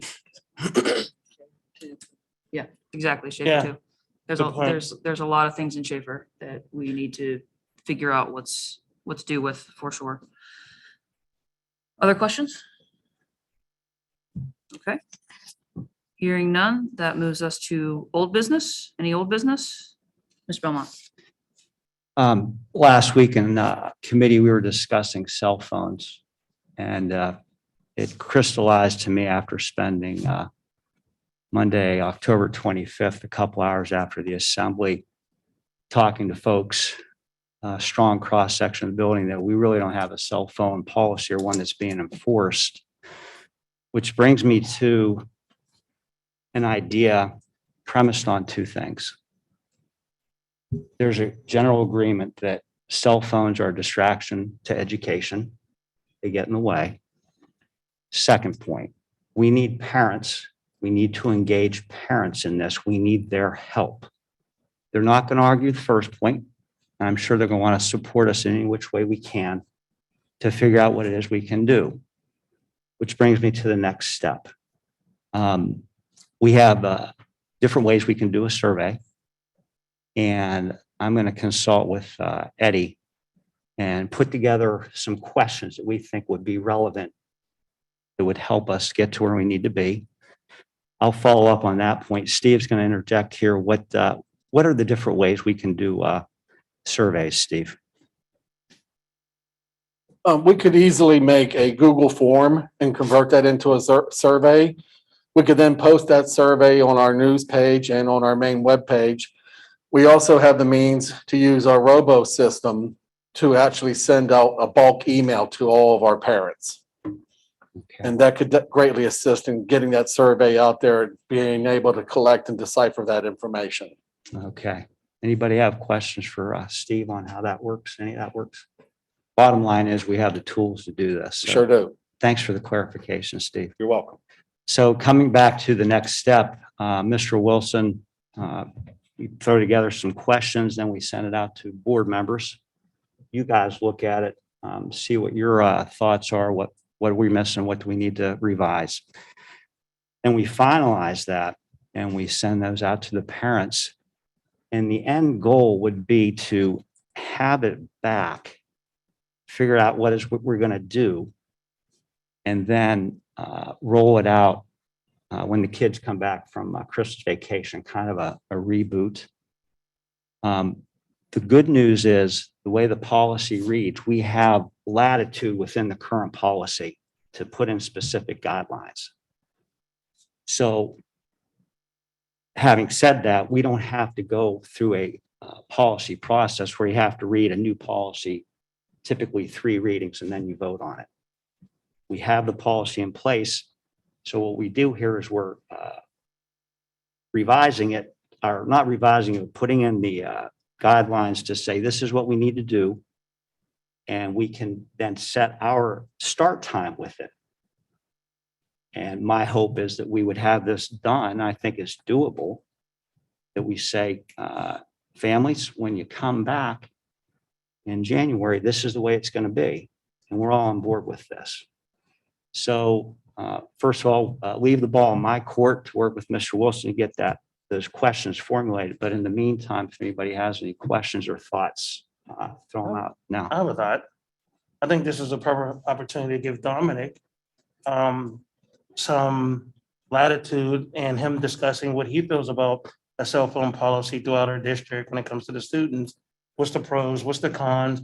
What do you think would be doable as an opportunity for us to, if we were going to be taking cell phone away from certain students or all students or a level of students or any students at all, what would the opinion of it would be? And also you can go over the policy and see what you think is favorable or not favorable and give us feedback on how you feel about the policy. That doesn't have to be right this minute. It don't- yeah, If it you doesn't don't have to have an be right answer this right minute. now, that's okay. But I'm saying, But maybe. let's gather, good, I'm sorry. Yeah, no, I was gonna say, I think what I'm hearing is a suggestion is potentially this is a committee of 3 now, right? If you're willing to do that. Yeah. Mr. House, and, participate as the student representative here, is that, Yeah, I would just, if we're gonna do a policy, which is, something, well, to be We have clear, a to be policy. clear, this is an administrative regulation associated with the policy, Yes. right? This is, So- yes. I would like more feedback since we have the opportunity, we have a Mhm. student rep here. Yep. And he's in touch with the student population.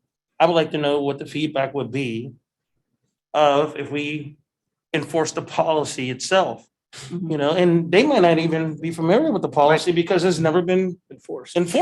So it gives them opportunity to understand and know the policy. That way, when it's enforced, there's no excuses at that point. Right. But 2, it also gives us an opportunity to get feedback from our student population on a cell phone policy. Tweet it out to everybody so they know that it's all informed. Or Right. TikTok, whatever. Yeah, you know. make sure they're the ones filling out the survey. I mean, how do you feel about that, Dom? Me personally, I'm assuming this is like, not like a ban on phones, but like a no usage in like classrooms and like stuff like that. And like me personally, that would, like during class time, obviously, and that's already kind of a thing. Like some teachers are like, no phones at all during class. And like, if you have free time, they're like, okay, do whatever, be on your phone. But like in general, it's just like, you can't have your phones in the school building. I know that kind of affects students like me, or like do a lot. And like, honestly, this is like a resource I use even during school. And like, it was just like, I know there's that joke and like, kids these days, they can just never not be on their phone. But honestly, if I did lose my phone, it would kind of like, it would disable me in a sense. And so if the school were to take my phone away, I understand the reasons behind it, but I would still be annoyed. Yeah. Yeah. And so I think we're going more of restrictive use. Yes, more okay. than- Then, We're yeah. not looking at banning. All right. So we got to get that out of our vocabulary, the That's B right. word. That's right. But it's be like a more restrictive use type situation. But I just, Right. I think it's important for us to hear. Yeah. But, yeah, and I think the important, sorry, Okay. but just to follow on that real quickly, I think the important thing is shaping what that restricted use would be. Yeah. Right, and that's the purpose of the survey and the feedback that I think it's really important to have high school students in particular weigh in on that. Dr. Hildebrand, I'm No, sorry. it's a function of what the expectation is in every class, right? You know what the expectation is the first day. And it's maintained with fidelity in all the classroom, Yeah. right? That's the, Jeff, you touch on something really important. Teachers have to be on the same page. Sure. Not these teachers, oh, okay, and these teachers, oh, put them away, because the bottom line is you're undermining your colleagues. We have to be consistent from the principal through the teachers down. On the restricted use piece, the thought that crossed my mind was in the classroom, the phone is put away. It stays in your pocket, or you have bins numbered. You walk through the door and you put your, oh, mine's in 13 when I'm leaving, I remember. Tell the parents what we'd like to do is, if you send a text at 9:30 in the morning and you've already been given the bell schedule for the day, and you say, okay, 9:30, that's third period, that ends at 9:40. I can expect my child to get back to me during class change. The phones are out in the hallways, you got to get back. And then if there is an emergency, you do it the old fashioned way. You call the front office and Debbie or whomever gets to the classroom and says, David, you got a problem at home, you got to come with me. That's a thought I had. I think it could work. And also the kids could be on their phones in the lunch periods.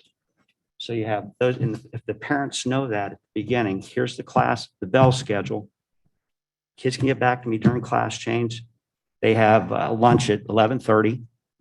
You have those windows of communication. So that's a thought I have. Yeah, I think it'll be powerful for us to hear what the student population says. And it really does two things, right? Yeah. First and foremost, what it would do is everybody's gonna be running and reading the policy. And we need them to understand what the policy is. And then it also gives them an opportunity to have a voice about the policy, so we can hear what they say. So, and those two things are powerful, Well, and perhaps in that survey, there's a link to the policy or whatever, right? So parents don't know what the policy is either, probably. Say responsible. Yeah. Yeah. Yep. So unfortunately, you have some more homework now. That's right. No pressure. All right. We are. Thanks, everybody, for listening. Thanks for the idea, Dave. Yeah. Mr. Wilson, I'll be in touch tomorrow. I know you don't have anything on your agenda tomorrow, so. That's right. That's Yeah. right. Okay, is there other old business? Okay. Any new business? Okay, hearing none, that moves us to a report from the student representative. All right. Okay. So just to start off with like the basic stuff of clubs and sports, obviously it's now getting cold outside, the winter season's rolling in. So if that winter sports are starting to happen, but let's say fall sport is still continuing as our football team has made it to the second round of the playoffs. So let's see how that goes on Friday. More with clubs, we have NHS. They inducted the new members recently, and they're having a blood drive. With student council, we saw blograms. It went well. Unfortunately, we had to give them out after Christmas due to circumstances, but it all ended well. With FBLA, they had a wonderful time in Kalahari. Personally, I was also on a trip. It was very informative, very fun, and I enjoyed myself. With BSU, we were planning a drive-in, but due to circumstances, we decided to hold the idea for the spring, and we're deciding come up with ideas for events before our winter break. And more art-related, the Junior Musical is going swimmingly. The kids are having fun. And for the high school, the senior musical auditions are next week. And then just more school related, today was our first official, since you can always say it happened, but today was our first Work Wednesday, which I'm assuming you all know what that is, but it was just nice to hear that for a while. And yeah, I even got a photo during the W today, but let me not get ahead of myself. I've personally, I'm sure you guys know, but they have been cracking down with the behavior issues. And as they implemented it's not a lockdown system, but obviously trying to get students out the hallways back in class. If they're caught in the hallway, they kind of get the boot. Because if you're not in class, if you're not taking it seriously, then, go home, come back, start again, right? And I had a meeting with our student council members and class officers before this to see how we felt about that. And we kindly came to the conclusion that this was a good call, because some of us kind of failed to realize, because they're kind of just some members are well, why are they kicking them out? Shouldn't they just send them back to class? But then we had to tell them and be well, if they didn't care in the first place, they're kind of just making it worse for all of us. So we think the high school is doing well with everything they're doing, with all the assemblies and everything. But one point we kind of want to make more is that we know we have like systems like and programs about like rehabilitation. I can't say the word rehab and like things like that to like help students more for situations. Because obviously we have situations that happen and like obviously consequences should happen, but also we should help these students to get through these so this doesn't happen again. But then I feel like our main problem is that these students don't know these programs. And so I feel like just in general, across the board, we should promote these programs more. Because for example, I didn't even know of like the progress program that we had. So. Okay. Open to comments. Thank you, Don. Thank you. You know, even if we don't have questions now, we're happy to discuss anytime. Yes. And want you to be, as Mr. Graves pointed out moments ago, as actively involved as you can be. Yeah. You know, given the busy schedule that you have and the limitations from other activities, but we certainly appreciate your feedback and being here. And please thank the other members of student council and the class officers for their contributions in that meeting and the feedback as well. Greatly appreciate that. And that update was insightful. Yeah, It absolutely. really was. Absolutely. Okay, that moves us to committee reports. I think we have a few minutes to quickly review committee meetings from last week. Mr. Harris, Superintendent. We talked about the strategic plan and the code of conduct updates last week. Yes, we did. The code of conduct, it was mentioned during one of the earlier meetings about it being updated. Per the contract, the code of conduct is updated every year, but once a year we do meet with the WEA representatives to review our safety plan. That generally happens in the spring so that we can have the code of conduct updated before the end of the school year. So when we come back to school, we'll have that in place. We are currently working on the strategic plan.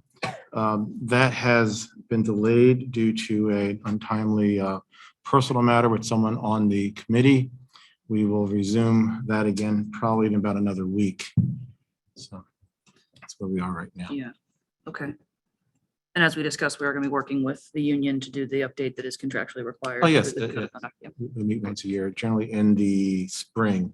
So then we get the updates done by the end of this school year so that we have them available by July 1. Okay. Curriculum, Ms. Scott.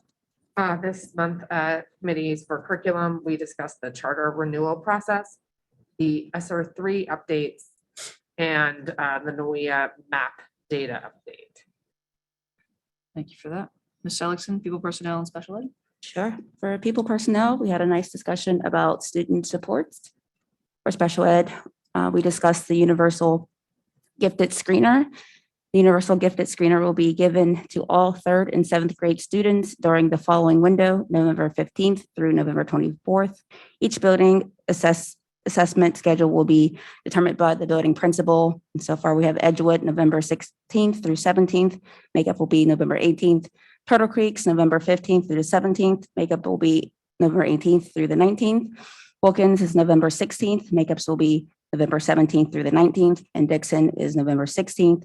Makeups will be through November 24th. Thank you. Anything from Forbes? I did miss my meeting. I had a work obligation, but I will be there next week. Okay, super. Technology had no items for committee consideration this month. Athletics, Mr. Belmont. The boys and girls overnight basketball tournaments were presented and they were on the agenda for review tonight. Thank you for that. At facilities, we discussed the high school construction project, as is our monthly routine. In addition to the items that were on the agenda this evening for the GIZA amendments.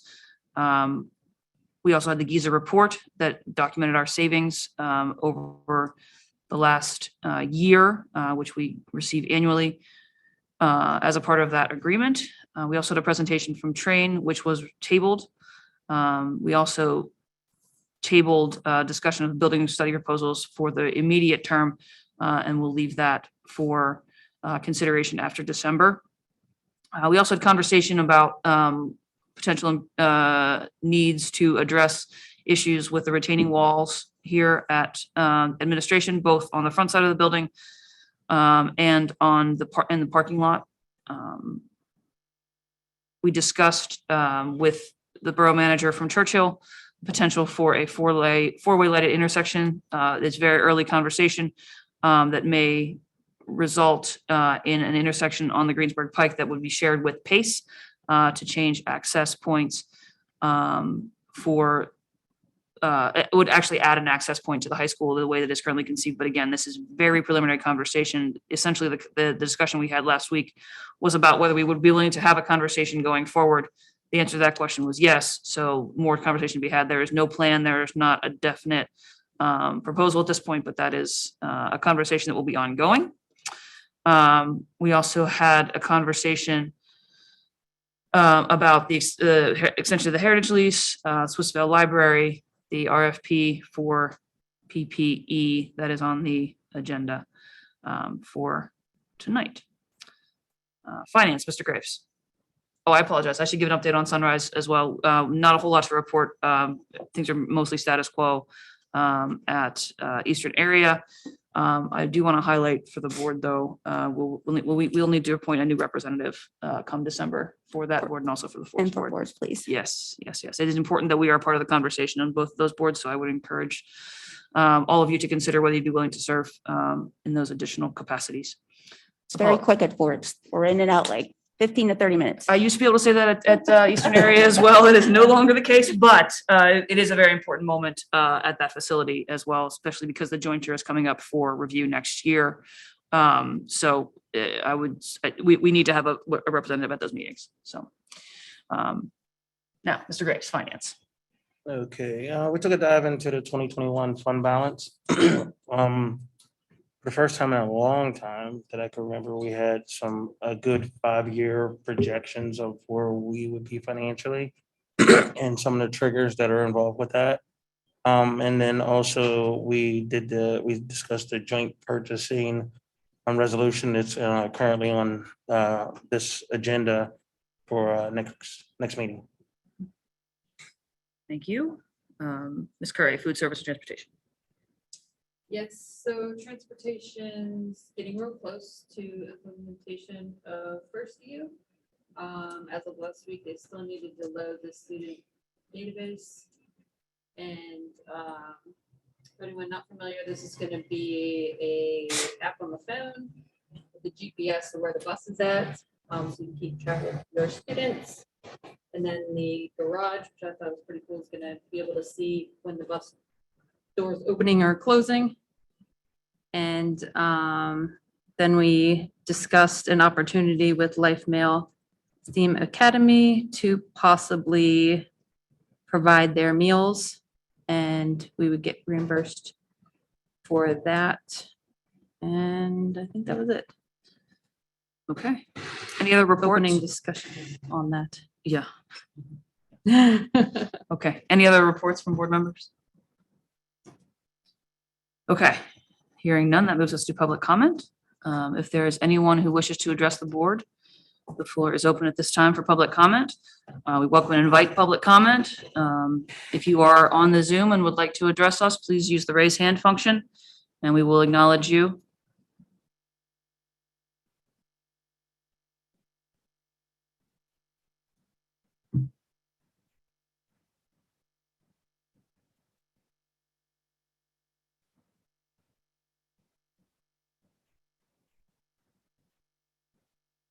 Okay, seeing no raised hands, we'll move to section 20.